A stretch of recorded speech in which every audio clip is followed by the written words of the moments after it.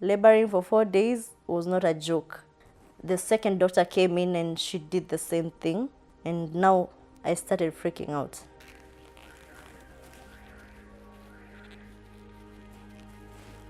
I remember one night, because I refused to eat well, I remember one night I was shivering, I was shaking. Hi, my name is Serah Ndanu, and this is my burn in the oven story.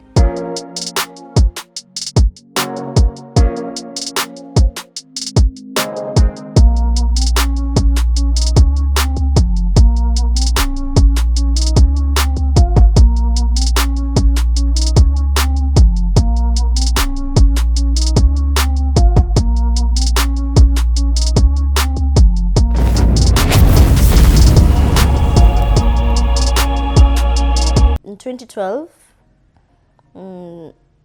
around end of February, I noticed that I had missed my period, so I decided to go buy a kit kwa chemist. I went and bought one.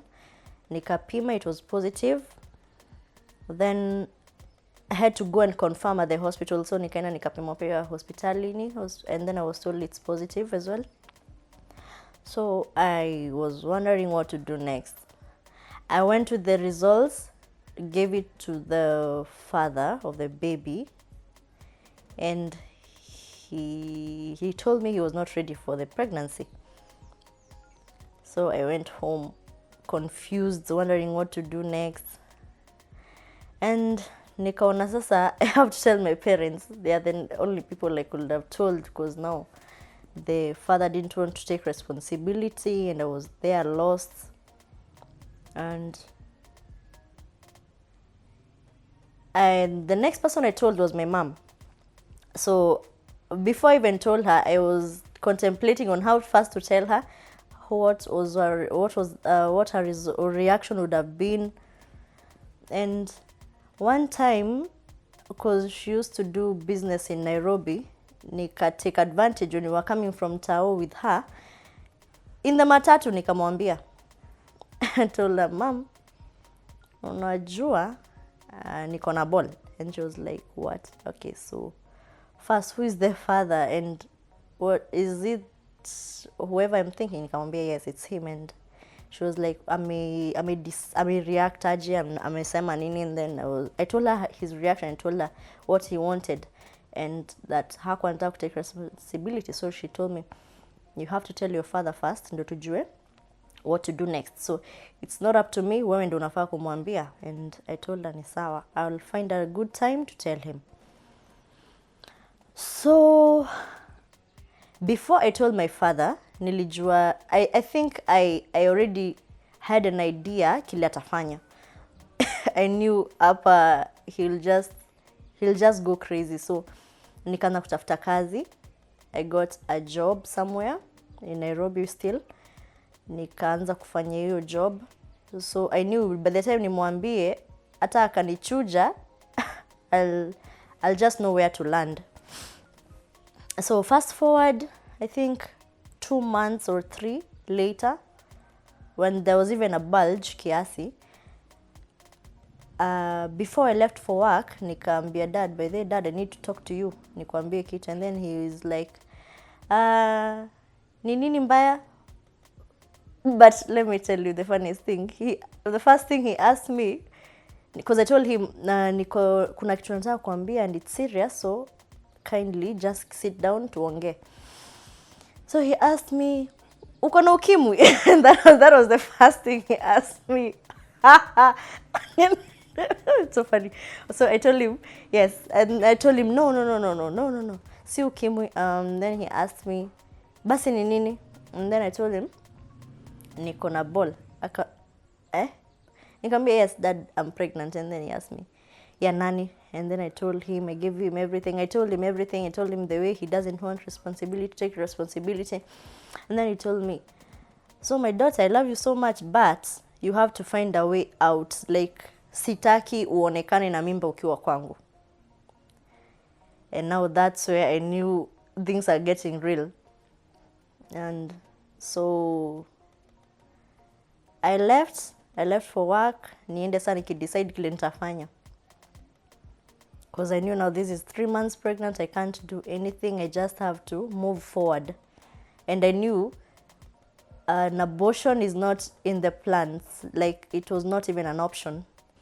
So when I left for work, nilikuwa nimeenda thinking about nini nitafanya next, because I had been given a timeline actually by my father. He told me by around July, August, because he had even counted hizo months, akaona mali itaanza kubulge vizuri. He told me by August you should not be in my house.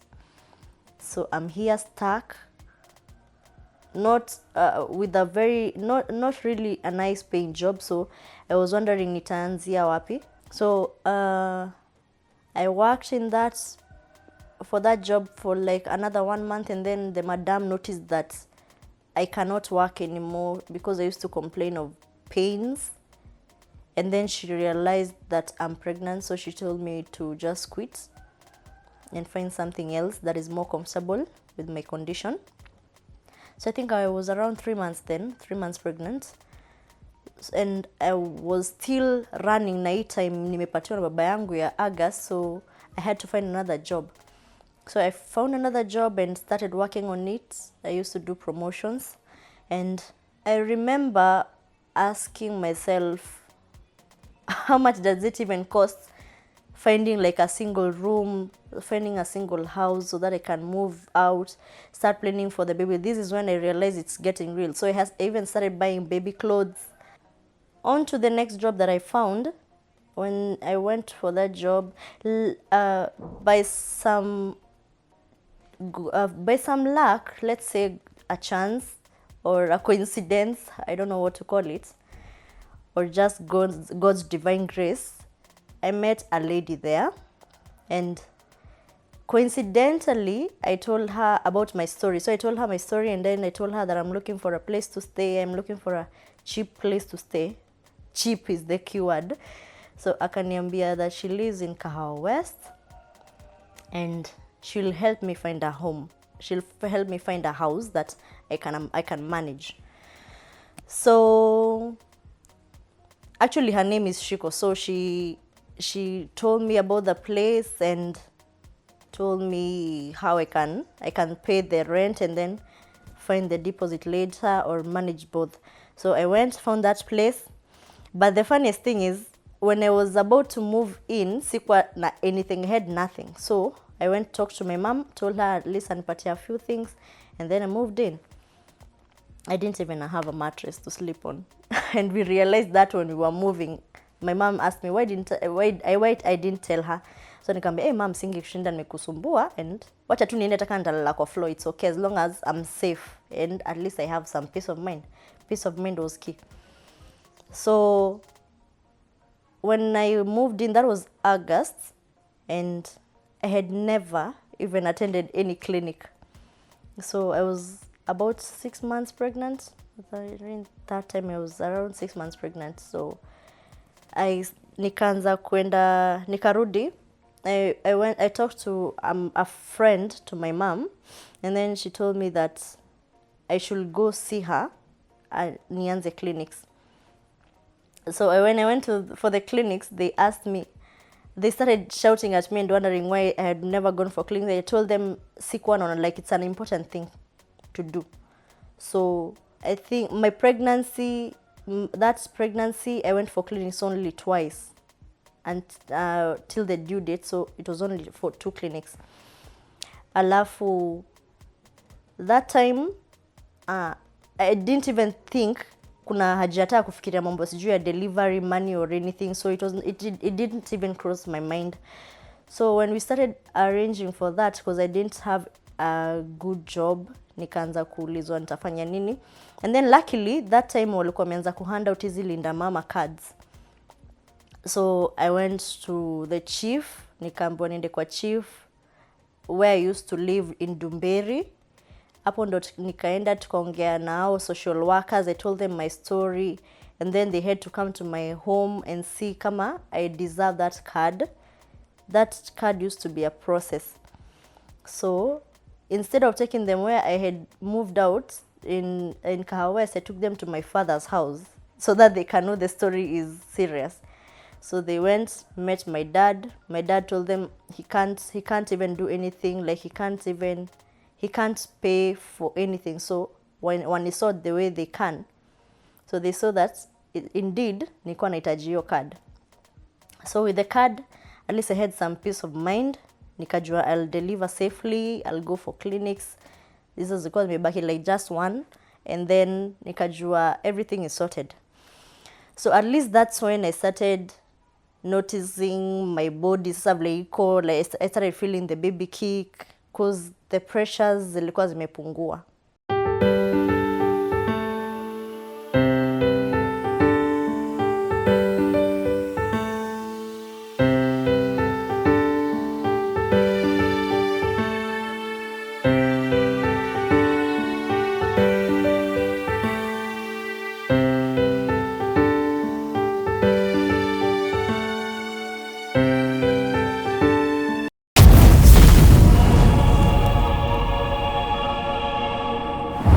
During my pregnancy, cravings zangu zilikuwa yogurt, mandizi.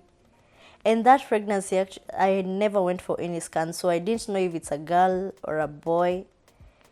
Nilikuwa nasikia harufu ya fish and I used to hate it. I used to hate fish, hata harufu yake.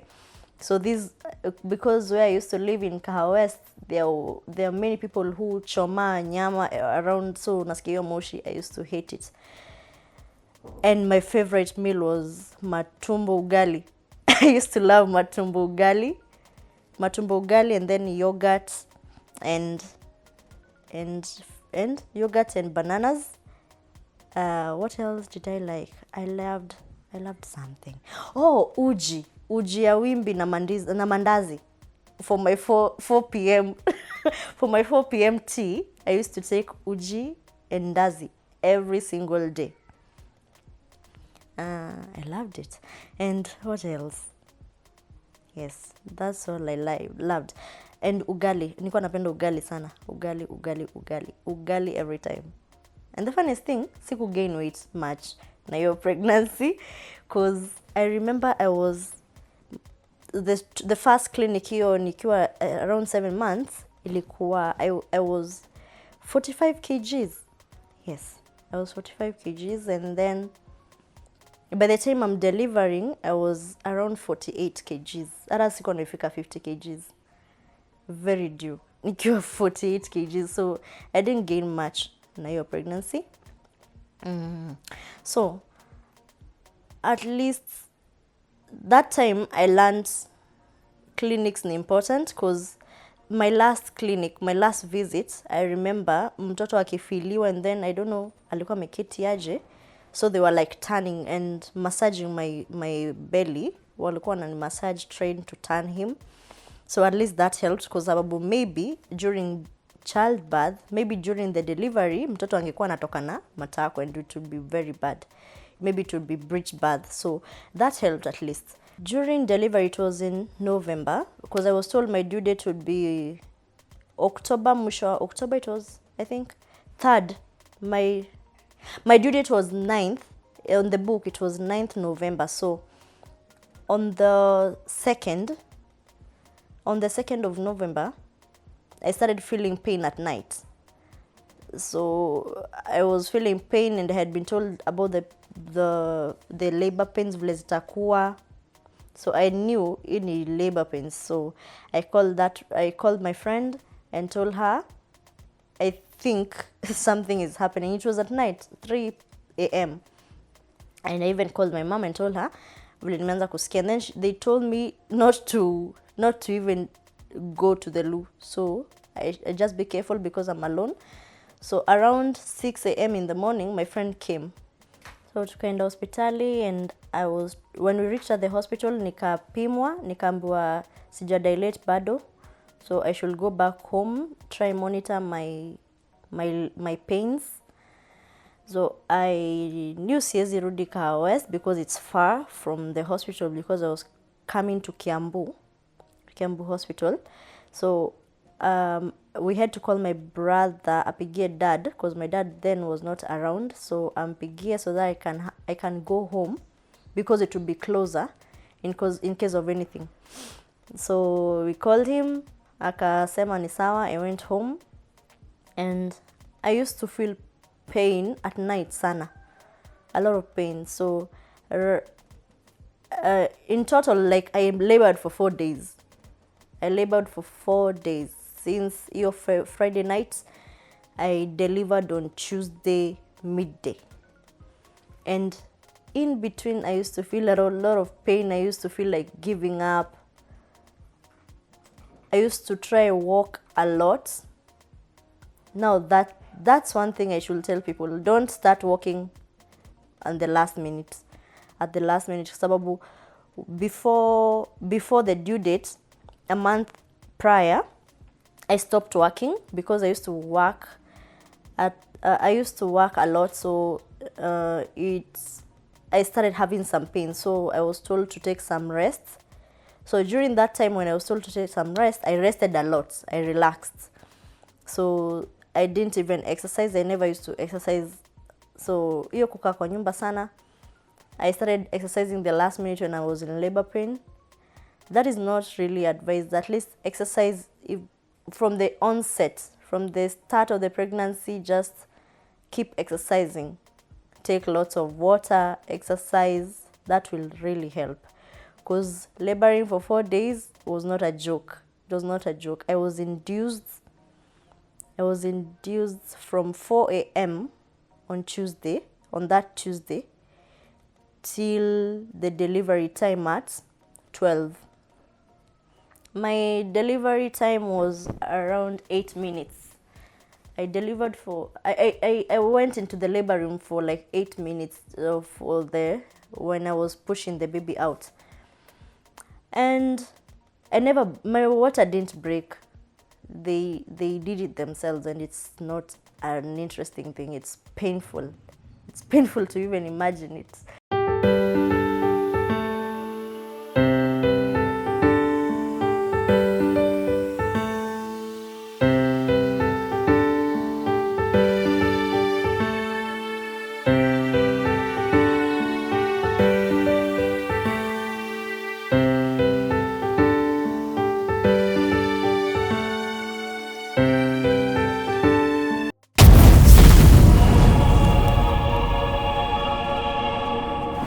My second pregnancy was in 2017. I realized I'm pregnant January ikianza ya 2017.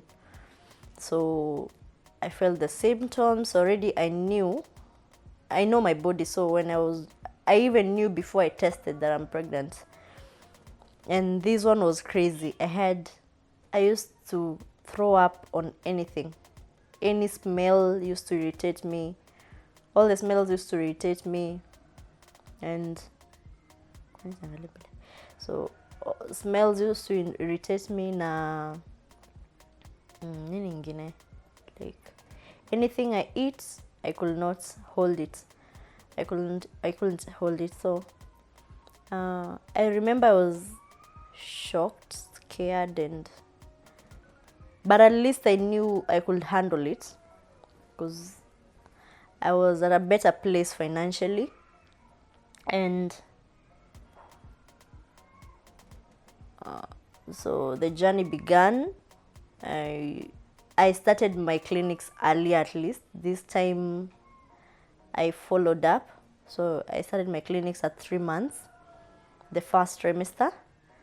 So on the second trimester, around 6 months, I went for a scan, my first scan, because the previous one I had not gone for scans. So this one I made sure I've gone for clinics, I've gone for scans.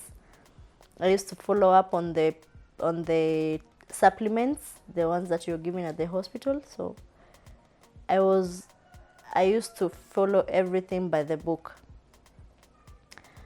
My cravings were, I used to love sweet things. I used to love everything sweet, fruits. I loved watermelons. I loved fruits. The baby was kicking fine. Everything was okay. But during this pregnancy, my dad used to be sick. So there were many things happened during that year in 2017. So I was under a lot of stress.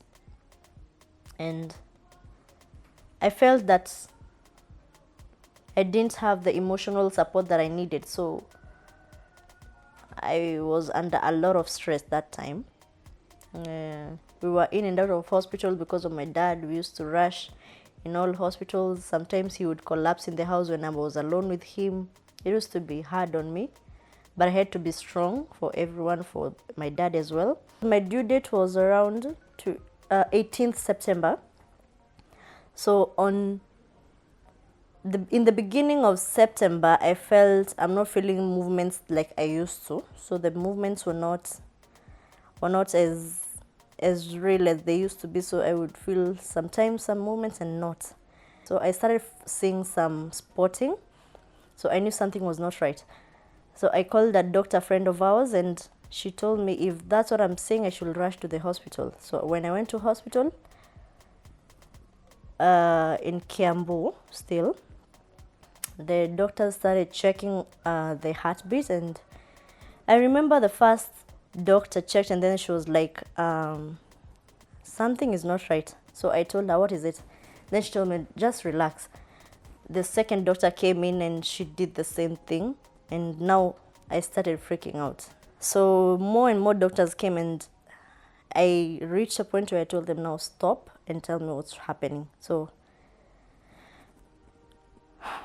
they told me there's no fetal heartbeats, and my heart sank. I asked them, what are you saying? So they told me it's like the baby is normal. So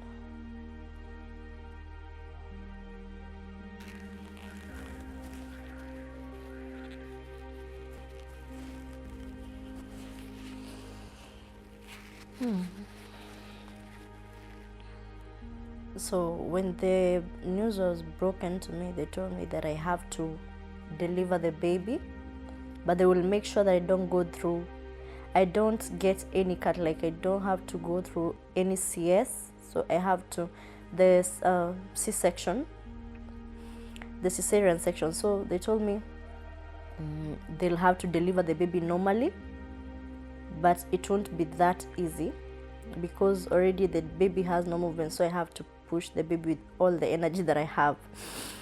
So I asked them what the process will be. They told me it's like normal birth. So they induced me, they broke the water, and I started feeling the pain, I remember. So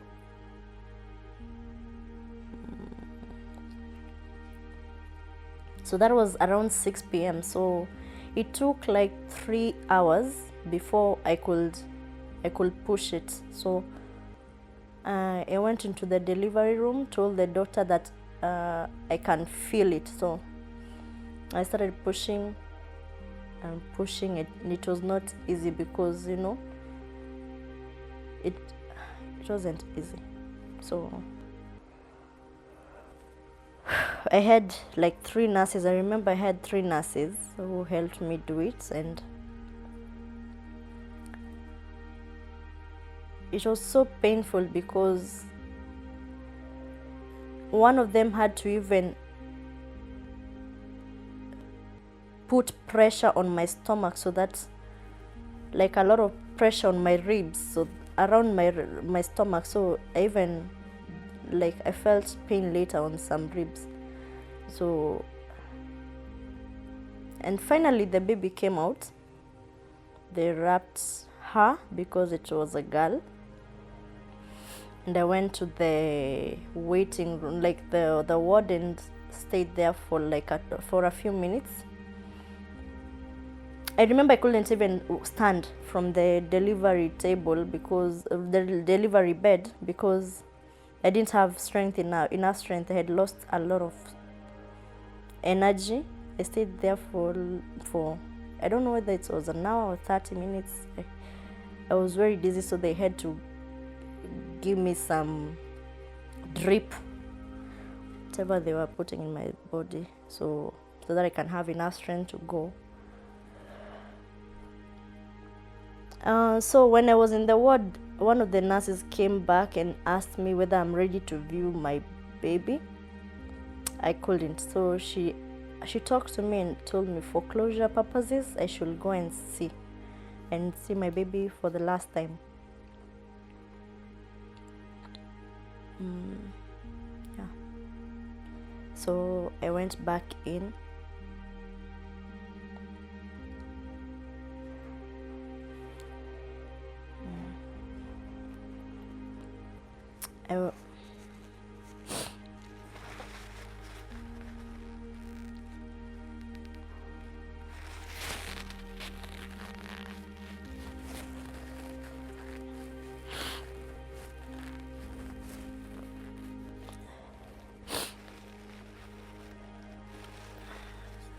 So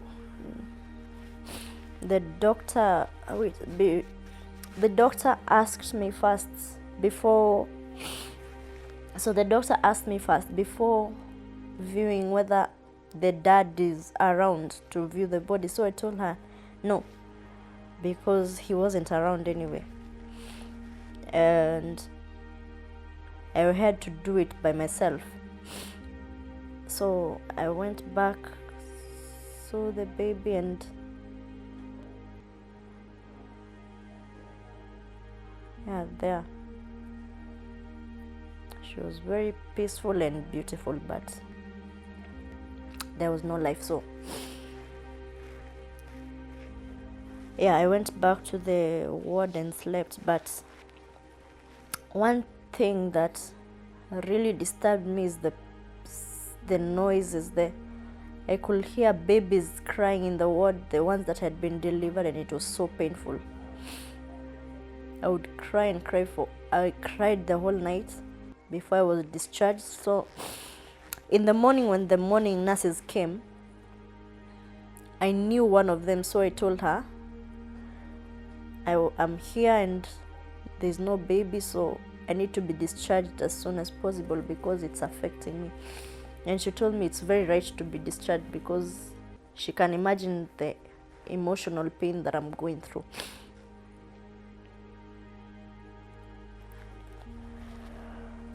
So she told me to call my family so that someone can come and take me home.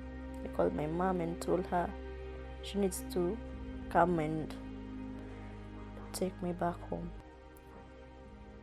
So I went back home.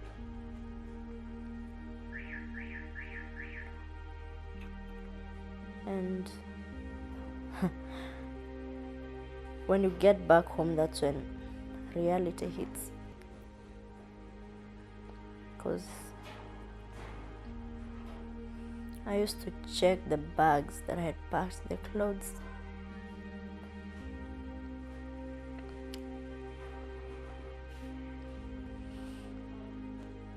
Clothes, diapers, everything, because I had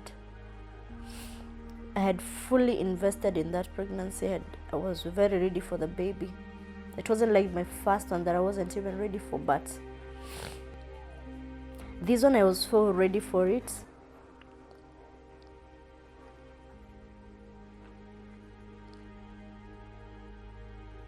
You know, you still have to hiuhirio, the way Kikuyu, like in the Kikuyu way they say kuhiuhirio. So you have still to kuhiuhirio because you're still a nursing mom. Even if you're not nursing a baby, you should be treated in the same way for the energy to come back, for the strength to come back.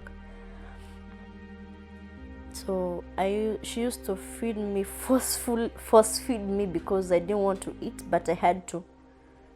It was recommended that I do so. So I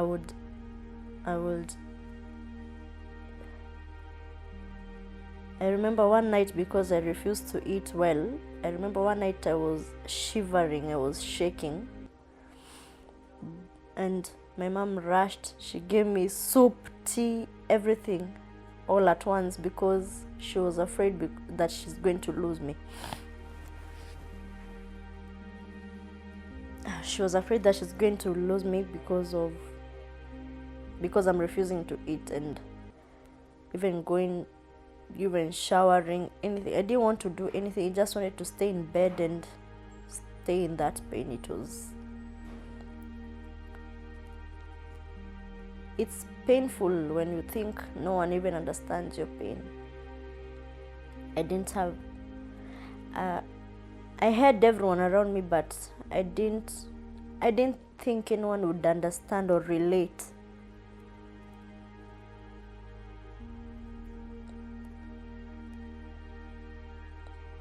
So at some point my mom even called a friend of mine to come and just forced me to go shower because I didn't want to do anything. And it really helped because I went out of the house for the first time. We just took a walk and the fresh air helped me. It helped me. Later on, my sister-in-law found another lady who had gone through the same thing, the same kind of loss. I think that's when I started opening up and talking about how I felt, because I felt at least she would relate to the kind of pain I was feeling. So I talked to her, told her what I was feeling, and she told me her story. And I'm still grateful to her because she's the one that helped me walk through that pain. She helped me feel it, because sometimes we try and block and think that we are still okay, but we are not. But she helped me speak it up, speak it out. Jane, wherever you are, thank you. Pregnancy loss or infant loss is painful because you think that you did something wrong.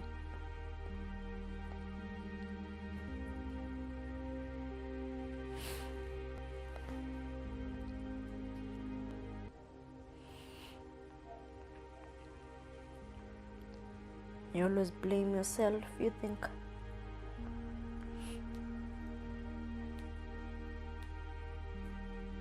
you actually start blaming other people.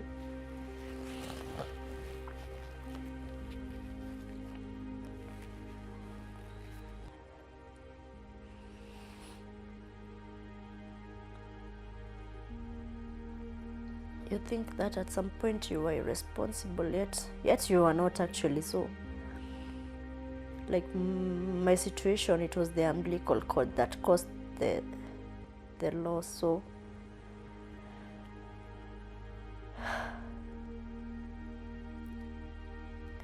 I had no control of it, but at that point you think you think it was your fault.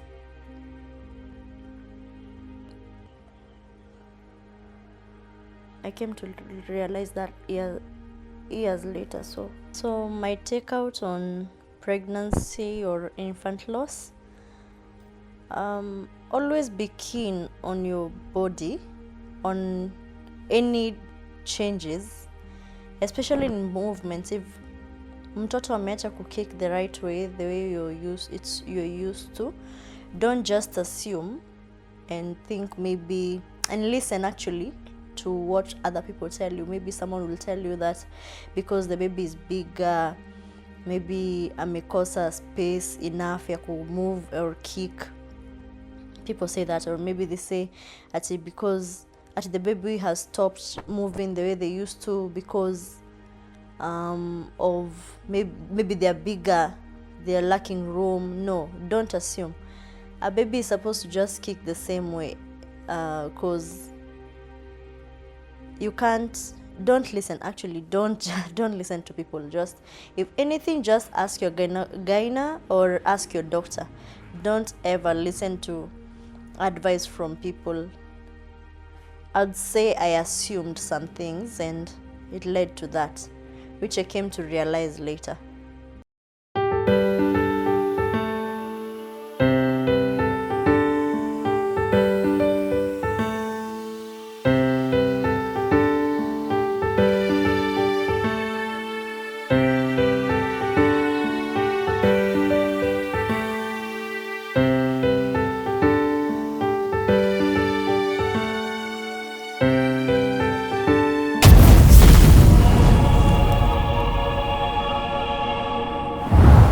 Okay, so a year later, after the loss, I conceived again. Coincidentally, same month of the next year when I was remembering the previous loss, like, so the same month, a different date, but I had mixed feelings, so I wasn't really happy. At first, I was scared. I wasn't even sure I'm going to keep the baby because I didn't want the same, a repeat of the same, because yeah, it was scary. It gets scary when you've lost. So okay, months later, I gathered confidence and I decided to keep my baby. And I had all sorts of cravings. I loved tangerines with this one. I loved shawarmas. I loved shawarmas. I would eat like 5 shawarmas in a day. And I started embracing the fact that I was pregnant. At 4 months, I went for my first scan to confirm that the baby was okay at the right position and everything was good. So, and actually to even know the gender, because somehow I knew, I don't know how, but I knew it was a boy, so I wanted to confirm. So my first scan, I was told it's probably a girl, and I was like, okay, it's okay. Maybe it's the same baby coming in a different form. I don't know, but it was, I just accepted. So I even went and I started baby shopping. I started shopping for pink clothes and all that. Fast forward to another month, like when the baby was when I was 6 months pregnant, I went for another scan and I was told it's a boy. So shock on me, I had shopped for a girl and I found out it's a boy. And I continued with the supplements. I had my gyna. Like this time I was so organized. I wanted to have a gyna, a person I would call every time, check in every time. I'd go for checkups every month without fail. Even if I was told I need something tested, I would say it's okay. I was saying okay to everything as long as my baby is safe. So it comes with a lot of protection. You protect this baby so much because the feeling is different. It's not like when you haven't lost a baby. So when you lose a baby when you've lost a baby previously, you find yourself being overprotective of the new one that is on the way. So I used to eat everything that I've been told, do everything the right way, go for scans. I think I did 4 scans in that pregnancies. Yes, I did 4 because I had to get 1 before delivery. So I would say I had an easy pregnancy with him. So but things always happen. So during the pregnancy, I lost my father, and during that time I was very scared because I knew with shock something bad can happen. So I even had false labor. I went to the gyna, but she told me everything is okay. It's because of the pressure that I was having, that my cervix was dilating. So I thought actually that she'll tell me not to go for the burial, but I went for the burial and everything was okay. But we had everything packed, ready for anything. So, and I thank God I had supportive people around me, so I wasn't really worried. I was ready to deliver the baby anywhere, as long as I bury my dad and get the baby here safe and sound. So we finished the burial and we went back home, and 2 weeks later, the baby came. But he didn't come that fast, so I went to the hospital 1 a.m. in the morning. So when we went to the hospital, we were told that I had dilated like 4 centimeters. So they had to induce me, and I was induced. So I was induced for some good hours. From 4 a.m. I was on drip till around 1 p.m. when I told them that I'm tired, they should find something else to do, or otherwise they should just discharge me and I go somewhere else. So they told me that the baby is not coming down. So I've dilated already 9 centimeters, but the baby is not dropping. So I asked them what's the next thing, because even if it's a CS, I'm okay. I'm willing to take anything as long as my baby comes safe and sound. Because now I had like so many things came into my mind. I even thought that I'm going to lose the baby. So I was willing to take any chances. So they told me the emergency CS, and I signed whatever papers they wanted to give me, because I couldn't even wait for anyone to come and sign them. So I told them I'm going to sign and go. So at 2 p.m. that's when I went for surgery to the theater. I went in. The experience was okay, because when they injected me, I felt at least I had some relief from the labor pains, because they were too much. I couldn't even hold it anymore. I could not handle the pain. I even thought I'm going to go mad because of the pain. But after the injection, I felt better, because now I could not even feel anything from my navel down. So the pain was gone. I waited for them to do their thing. And when the baby came out, because there was such a struggle, they were struggling to even remove him. The position that he was in, they were struggling to pull him out. And one of the doctors there said, show her baby, and they showed me the baby, and I was very happy. I was at peace. I was glad. At least this time it was worth the while. After the CS, the doctor realized that my baby had jaundice. So because of the yellowing of the eyes, they said that I have to stay in hospital for the baby to be checked. And after a few days, I was advised to just go home, breastfeed, and bask in the sun, and the jaundice was over. So breastfeeding is very nice, is advisable. With jaundice, it just clears. As long as it's not severe, it will clear on its own. So we didn't even need to go to the nursery for anything, for any special lights. No, I was just advised to go home, bask in the sun, and breastfeed the baby. And so far, so good. For anyone who has lost a child before, or maybe infant loss during delivery, maybe stillbirth, it's never easy. The journey is not easy. No, you think someone doesn't understand. You might not even find support the way you need support. But for me, I got the healing, especially when I got the third baby now.